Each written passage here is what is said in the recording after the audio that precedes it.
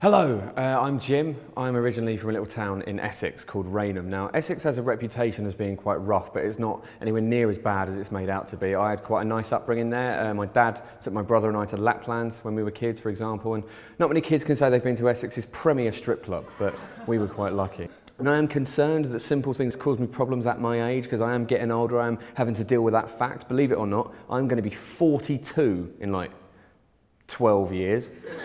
I'm a little bit concerned by it because I don't feel like a proper grown-up, but I'm part of a generation that is very much going through arrested development. 30 is considered the new 20, and people are sort of like grown-up teenagers for a long time now. And I have a friend who's very much an example of this, and I use him as a barometer of immaturity. I figure if I'm doing better than him, you know, things could always be worse. For a long time, he was a bit of a mess. Let's say he was an independent pharmacist, and he's the sort of person that doesn't have one of those filters for what is and isn't appropriate. And I heard a story about him a little while ago where he went into his local shop, his local cost cutter, that sort of thing, went up to the girl behind the counter and said, "Do you know there's a leak at the bottom of your fridge?" And she went over there to find that he'd put a leak, as in the vegetable, at the bottom of the fridge. Then he nicked loads of fags. It's genius, isn't it? I mean, it's his local shop. He goes in there all the time. Apparently, they've never mentioned it. I suppose it is quite embarrassing for them, though, because I'm sure, you know, he is pretty much the only person who has ever committed a robbery armed solely with a pun. So, yeah, I'm noticing that I'm getting older in lots of different ways as well. One of those is that my metabolism is changing, right? It's slowing down massively, and hangovers are becoming unbearable. Now, the word hangover doesn't even cover it for me anymore. It's like a 3-day affair now, and I think we need a new term to describe this, and I propose that that term be beeriad.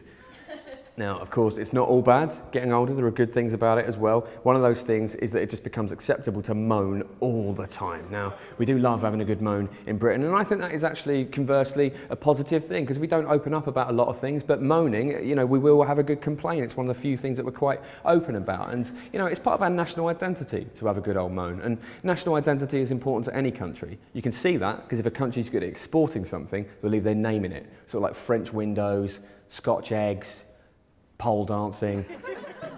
And I don't get away with saying that because I'm actually half racist. It's on my dad's side, so cheers for that one. Dadolf.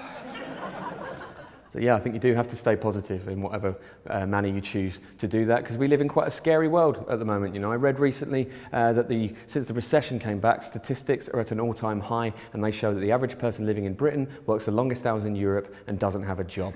Now, we are overworked as a nation, but I have got a solution for this. I think what should happen is that people who pay tax should be allowed to use people who are on the dole to run errands. Now, don't get me wrong, I'm not some sort of right-wing lunatic like you are, if you agreed with that idea. It's just I've been on the dole myself. It would have been nice to have something to do. This time was sort of more complicated by the fact as well that for a long time I couldn't work because I was bedridden with this horrible, horrible laziness. Just couldn't be arsed.